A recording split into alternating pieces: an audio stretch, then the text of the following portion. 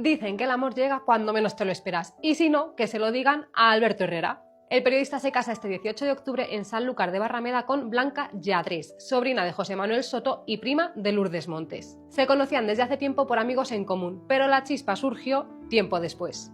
Alberto ha contado que fue un cobarde porque veía los stories de Blanca pero no se atrevía a escribirla, hasta que un día se lanzó. Y sí, esta puede ser tu señal para escribir ahora mismo a la persona que te gusta. La invitó a cenar y ahí empezó todo. Durante meses mantuvieron su historia con discreción, hasta que un día, en directo en la COPE, los compañeros de Alberto vieron que su fondo de pantalla era una foto de Blanca. Y los rumores empezaron a correr como la pólvora. Y así, sin planearlo, se hizo público su romance. Mantienen una relación a distancia, pero muy sólida. Él vive en Madrid y ella en Sevilla.